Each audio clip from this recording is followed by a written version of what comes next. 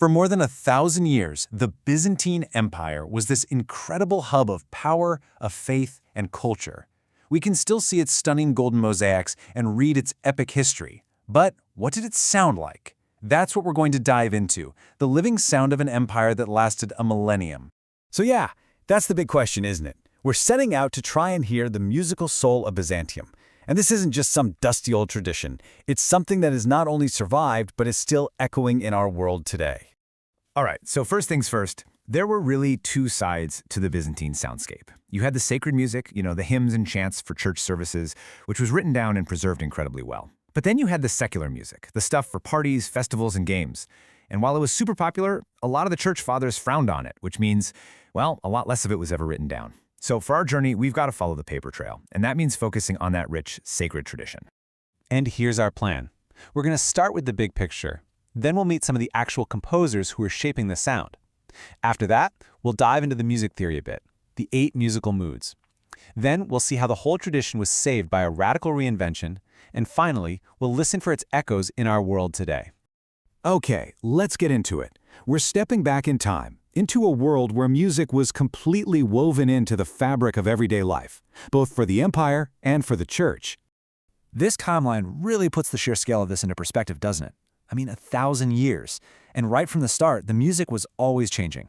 Back in the 6th century, you had Romanus the melodist, who was the master of a hymn called the Kontakion. A couple of centuries later, a new, more complicated form, the canon, became all the rage.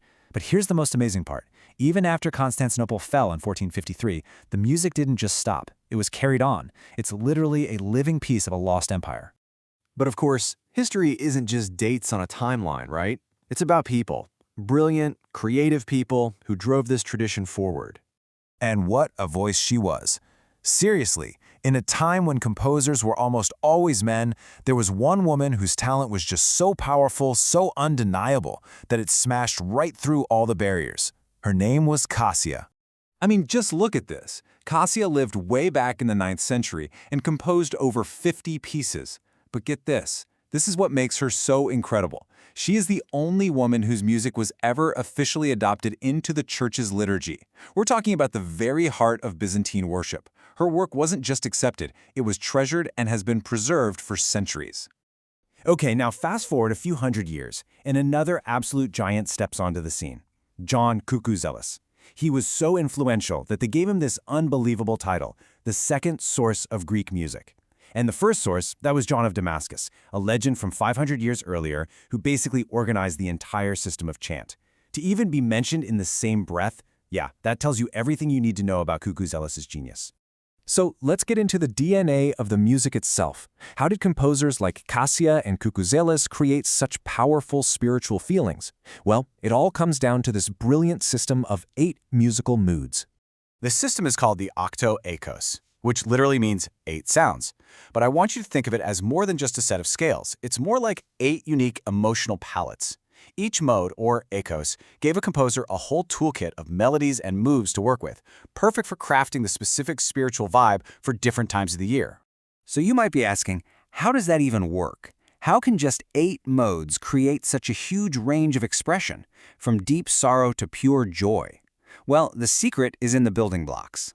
Byzantine music theory uses 3 different types, or genera, of scales. First, you've got the diatonic, which is your basic foundation, kind of like the major and minor scales we're used to. Then, you layer on the chromatic, which starts changing some of those notes to add new colors and tension. But the real secret sauce, the thing that gives this music its unique, soul-stirring sound, is the enharmonic. This uses microtones. We're talking about all the little notes that live in between the keys of a piano to create this incredibly deep and profound emotional feeling. This table sums it up perfectly. Diatonic is your foundation, the solid ground you're standing on. Chromatic is your color, your spice, the thing that brings in change and excitement. And enharmonic, that's where the deep nuance and subtlety comes from, using those tiny intervals that are smaller than anything on a standard piano. It's how all 3 work together that gives the octoechos its incredible expressive power. So for hundreds and hundreds of years, this complex system was mostly passed down person to person. But by the 19th century, it was facing a real crisis. The tradition was at risk of being lost, and it was going to take a revolution to save it. See, before this big change, the written music didn't actually tell you everything. The notation was more like a guide. It showed you the general shape of the melody, but the exact notes, the rhythm, and all those crucial microtonal details, you had to learn all of that by ear, directly from a master singer. The entire tradition basically lived in the memories of its performers. And then came this year, 1814. This one year would change absolutely everything for Byzantine music.